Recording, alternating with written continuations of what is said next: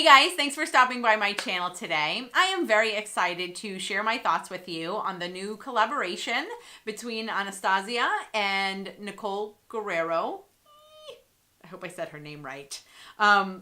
What's really cool about this particular palette is that, well, first of all, I primarily got it because it's limited edition, and you know how I feel about things that are limited edition, but it is still available, and so that's why I felt it was okay to talk about it, because you don't want to hear someone talking about something that you can't get anymore. So it is still available right now, and the other reason I got it, in addition to it being limited edition, is that, first of all, it is very, very pretty, and I typically do not go and purchase highlighter kits because I feel like I'm so picky when it comes to highlighters that I couldn't possibly enjoy all of them that were coming like in a single palette.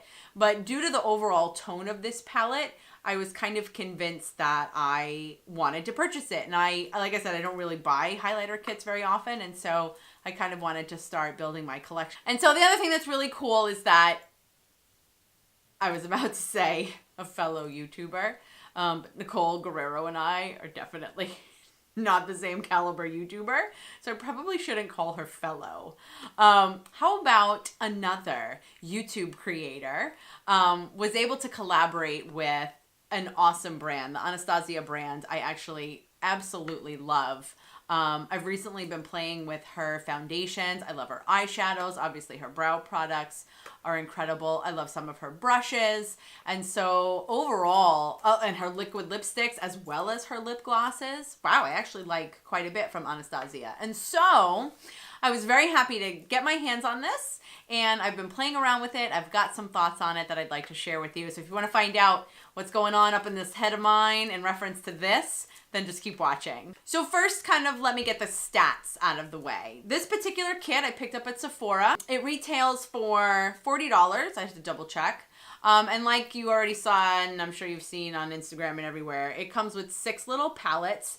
The total product, let's say weight of this entire palette, is actually almost a full ounce. Isn't quite. Each of these pans is approximately 0.16 ounces.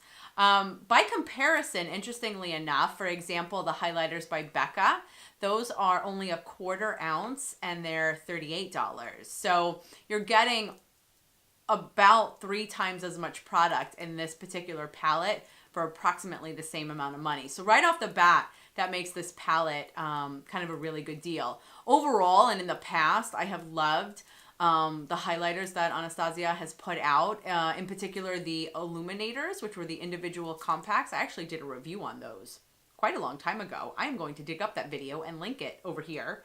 So maybe go check that out. Those were gorgeous overall. And then obviously her glow kits are pretty incredible as well. Very popular, frequently sold out. I gotta say that although I really enjoyed the tones of this particular kit, because they're very warm. They're not overall very icy, let's say, and I don't like icy. I don't think icy, like very silvery highlighters look very good or complement my skin tone. So this was a little bit more of a pinky peachy, warmer, kind of bronzy color palette.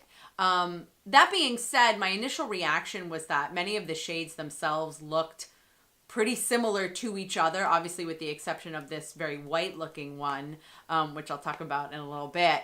And so right off the bat, I wasn't necessarily super excited about that because I was like, now I'm getting, see, I wanted it both ways. Before, I didn't want a highlighter palette because I felt like I wouldn't be able to use all of them because that were contained within that same palette, because some of them would not complement my skin tone. Well, I kind of looked at this and I thought, well, all of those will complement my skin tone, but they kind of all look the same. See, I can't have it both ways. Why am I so spoiled like that? The formula itself of these individual little palettes, these little individual pans and shades, is actually very creamy. I like when highlighters are so they're so rich that they almost feel liquid. Sometimes you find a very dry, very compact, a very dense highlighter that doesn't really want to release its product very much. And then therefore it winds up being very transparent. So on the flip side, these are very creamy, very smooth highlighters, which I absolutely love. They also, which is what I love about Anastasia as well, is that her highlighters are buildable. So if you want them to be very opaque and very kind of get your glow on, you can do that. But you don't have to, because if you go in with a very light hand, then you can get them to be as sheer as you want. Finally, most of the shades within this palette are of a shimmer-like quality. There does not appear to be a lot of flecks of glitter. There is one pan in particular that I'll comment on. But these are definitely mostly a shimmer look to them, which was kind of ironic because when you look at the individual pans, it kind of looks like they're glittery, which has also made me flinch when I first opened it and got to play around with them. But then once I kind of looked a little bit closer, the glitter really only shows up in one of the pans, which, hey, is different. At least it's only one and not all of them, because I'm really not a fan of glitter. So that is mostly a shimmery consistency, which again, I think is probably most beneficial and complementary to the look that people are going for nowadays. So being the type A personality that I am, I felt like in my discussion of these, I had to organize them into my own personally developed categories, shall we say. So it was going to be kind of fun trying to do this upside down also. So I see, first of all, a trifecta of very important pans in here. Glow Getter, Forever Young, and Kitty Cat. The reason I call these the trifecta is because they make up the standard collection of normal, most common highlighters. What do I mean by that? Well, this one up here, Glow Getter, is kind of your goldish highlighter. Forever Young right here is kind of your silvery highlighter. So contrasting each other, gold versus a silver highlighter. And then this one over here, Kitty Cat, is kind of the pinky toned, like kind of rose toned highlighter. And I feel like, those are kind of the base highlighter shades that we look for. What complements your skin tone the best? Is it the gold, the silver, or the rose tone? But that's my organizational trifecta there. Glow Getter, Forever Young, and Kitty Cat. So that's 3 of the 6. We've got 3 left. This guy over here, which is called 143. Do you remember when we had beepers? 143 meaning I love you. Oh my God, do you remember beepers? Those were so fun. I remember beepers. Do you remember beepers? How old am I? Okay, so 143 to me is, first let me say, it is very similar to Glow Getter. They look quite a bit different in the pan. They are not that different when you compare them side by side. However, what I will say is this. 143 is, to me, kind of your bronze topper. So if you've got a matte bronzer that you kind of want to give a little bit of iridescence to, you could definitely use that to kind of add some dimension to an already matte bronzer. So that's my bronze topper. This other one here called Daydream, this is the shade that is the one that's got the glitter in it.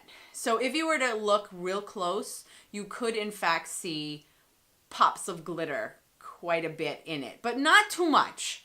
It's not like you're gonna have glitter like falling all over your face, but it definitely does stand out as being a little bit more glittery than kind of the rest of them. This one's really pretty. It's it's very peach. It actually also even has like a slight iridescence to it.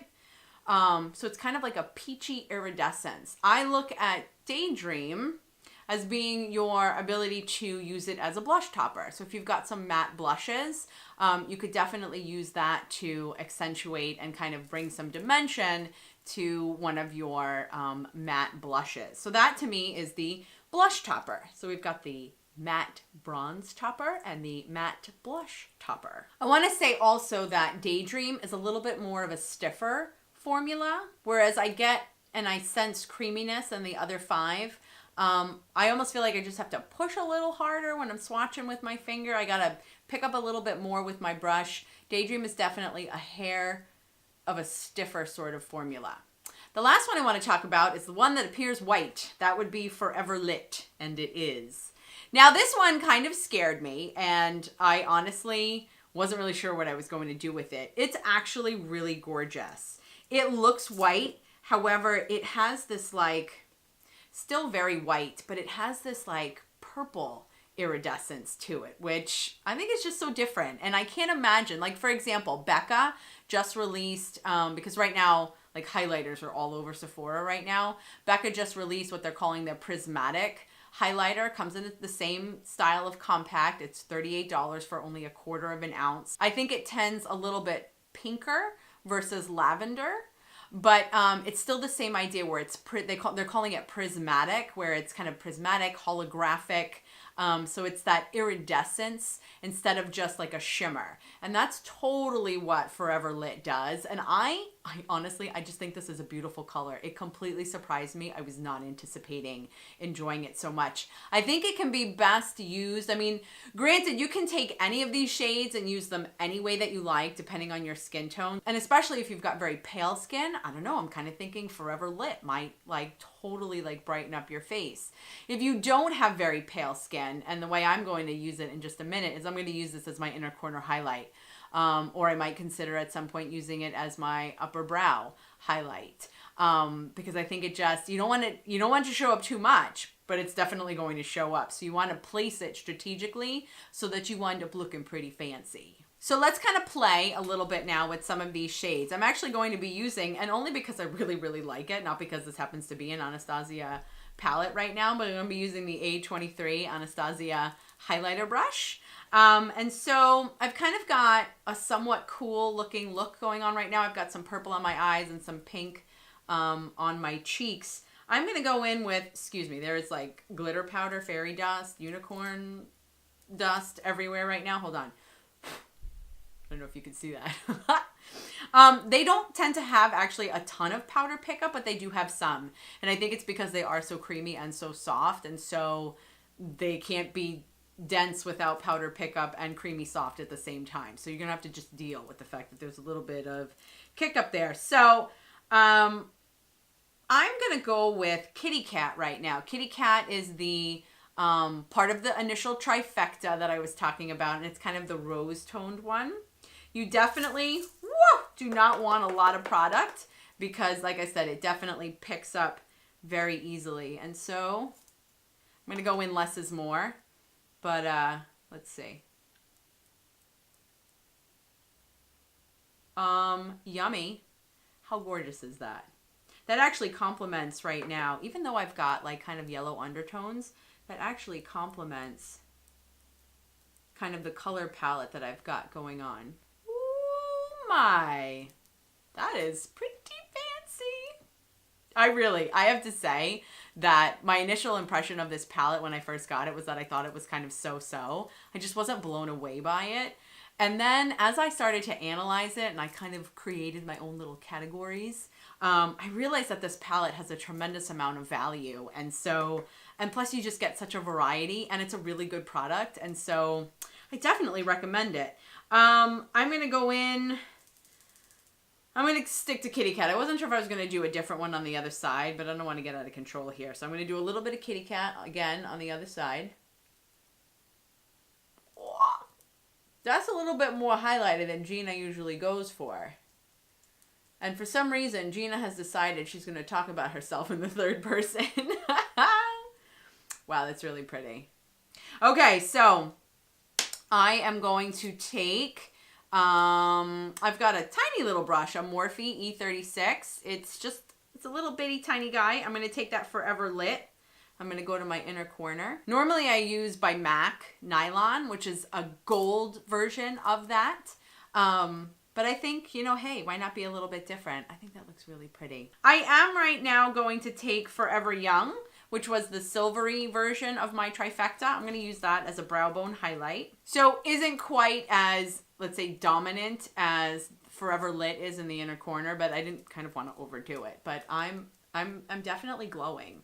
I am definitely glowing. I am going to take now a very, very soft brush. Actually, no, I was going to take my F25 by Sigma right now, but I even feel like that's too much. I'm going to take my Morphe M510, which is a very soft brush, can be used as a highlighter as well. I'm going to go in with 143. That's the guy I was talking about as my kind of bronze topper. And I'm just going to give just a little bit. I've already applied bronzer, but now I'm just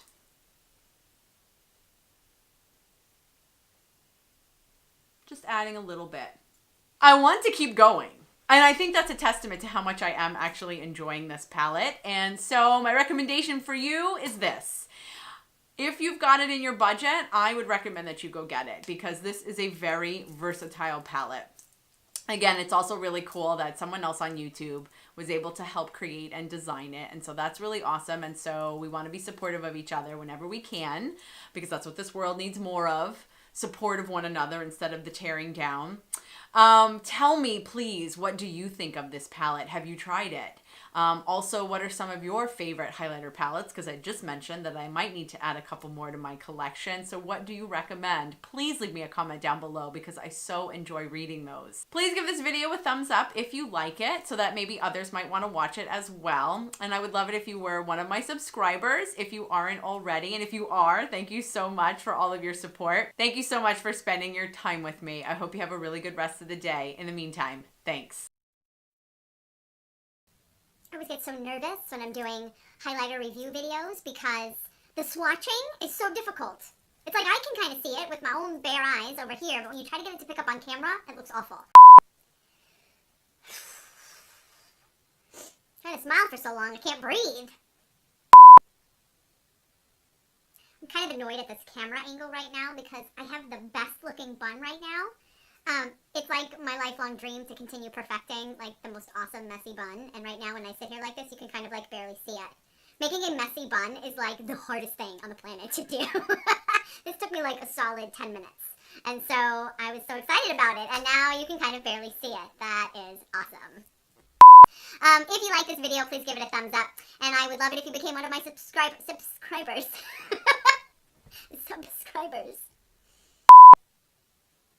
I'm gonna give myself a neck spasm if I lean over it anymore. Do you ever like check out your highlighter like that? You're like, okay, can I see it? You're like a bobblehead all of a sudden, like, where's my highlighter? Is it showing up in it? Oh, hey, but you can see my bun. Isn't that a fancy bun?